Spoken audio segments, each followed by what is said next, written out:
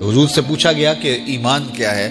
فرمایا جب نیکی تجھے خوش کر دے اور گناہ تجھے دکھی کر دے فانتا مومن، تو تو مومن ہے۔ تو کسی کو پوچھنے کی بجائے اپنے اندر سے فتویٰ لیا جاتا ہے، اندر ہی بتاتا ہے کہ اچھائی کیا ہے، اندر ہی بتاتا ہے کہ برائی کیا ہے۔ اب وہ کس راہ پہ چلے گا؟ میرے حضور نے فرمایا جنت کا راستہ مشکل اور کٹھن ہے، اور جو جہنم کا راستہ ہے وہ آسان اور آراستہ ہے، شہوات سے سجا ہوا راستہ ہے۔ اب تمہیں پتہ ہے کہ انجام کیا ہے اور تمہیں اختیار دیا گیا ہے۔ بعض لوگ اختیار کو اللہ کی رضا سمجھ لیتے ہیں، تو یہ بات جانیے کہ اللہ کی رضا میں اور اس کی مشیت میں بڑا فرق ہے۔ بعض لوگوں کی رسی اللہ نے دراز کی ہوتی ہے تو لوگ کہتے ہیں اللہ راضی نہیں ہے تو ایسا کیوں ہے، یہ کون سی کہانی ہوئی؟ ظالم جابر لوگ تختوں پہ بیٹھ جاتے ہیں، مختلف حکومتیں سنبھال لیتے ہیں اور خلق خدا کی ناک میں دم کر دیتے ہیں، لوگ کہتے ہیں اللہ راضی نہیں ہے تو ایسا کیوں ہے، یہ کون سی بات ہوئی؟ تو یہ ہمارا ایک خود ساختہ کہا ہوا جملہ ہے۔ حقیقت میں کیا ہے کہ اللہ کی رضا اور ہے، اللہ کی مشیت اور ہے۔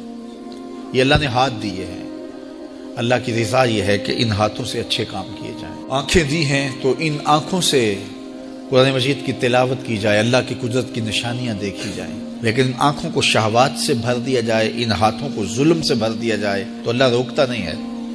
ایسا نہیں ہے کہ بندہ گالی دینے لگے تو زبان ٹیڑھی ہو جائے، ایسا نہیں ہے کہ بری نظر سے آنکھوں کی بینائی کمزور ہو جائے، ایسا نہیں ہے تھپڑ مارنے لگے تو ہاتھ رک جائے، ایسا نہیں ہے کہ وہ مے خانے کی جانب چلنے لگے تو پاؤں کی انگلیاں ٹیڑھی ہو جائیں، چلا نہ جائے، ایسا نہیں ہے۔ یہ اللہ کی مشیت ہے، اس نے قدموں میں طاقت رکھ دی، جدھر جانا چاہے جائے، اس نے اختیار بھی دیا ہے، لیکن یہ اس کا دیا گیا اختیار ہے، یہ اس کی مشیت ہے، لیکن اس کی رضا یہ ہے کہ یہ قدم اٹھیں تو مسجد کی جانب جائیں، یہ قدم اٹھے تو دکھیے کی مدد کے لیے جائیں، رزق حلال کمانے نکلیں، یہ زبان بولے تو قرآن کی تلاوت کرے، یہ لب کھلیں تو احادیث رسول کے نغمے ہوں، خیر خواہی کے کلمات ہوں، مخلوق خدا کی بہتری کی بات ہو۔ لیکن اگر کوئی گالی گلوچ دینے لگ جائے تو اس سے اللہ کی رضا نہیں۔ اللہ نے اعضاء بنا دیے اور اللہ نے انسان کو خیر اور شر کی تمیز دے دی، اچھائی اور برائی کا پتہ دے دیا، اب اس کی مرضی ہے کہ وہ کدھر نکلتا ہے۔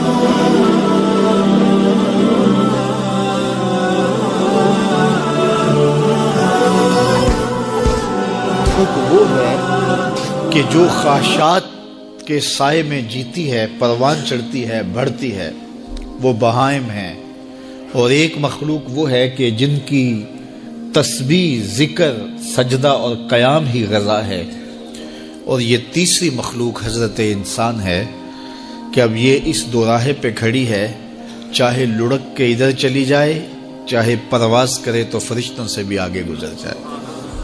اب یہ اس کا اختیار ہے۔ حضرت انسان اللہ کی تخلیق کا شاہکار ہے، تو وہ لڑک کے چوپایوں جیسے کام کرے تو پھر چوپایا تو وہ ہوا ہی ہوا، لیکن فرمایا بل ہم عدل، بلکہ چوپایوں سے بھی گزر گیا ہے، اس لیے کہ چوپائے کے پاس تو تھا ہی وہ جو اس نے کیا، اور اس کے پاس چراغ علم بھی تھا، جگمگاتی راہیں بھی تھی، جنت کے راستے بھی تھے۔ یہ آسمان کی طرف پرواز کرنے کی بجائے زمین کی طرف لڑک گیا تو یہ چوپایوں سے بھی بدتر ہے۔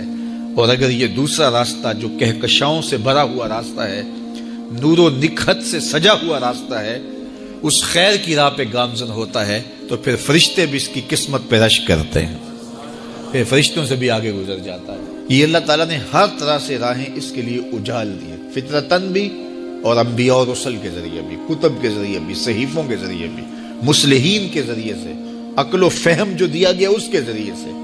یعنی انسان کے لیے کوئی شک والی بات نہیں کہ اسے پتہ نہ ہو کہ یہ راستہ خیر کا ہے اور یہ راستہ شر کا ہے، یہ اس کو اچھی طرح آگہی دی گئی۔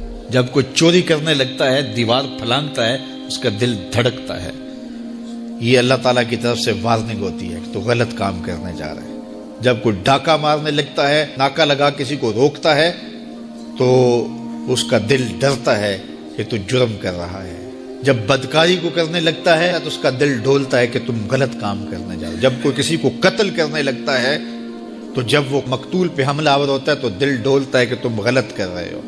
حتیٰ کہ دیوار رکھتے ہوئے ہمسائے کے 2 انچ بھی دبانے لگے تو دل ڈولتا ہے کہ تم غلط کر رہے ہو. یہ جو تیز تیز دل دھڑکنے لگتا ہے گناہ کرتے ہوئے، تو یہ اللہ کی طرف سے اسے بتایا جا رہا ہوتا ہے کہ تم غلط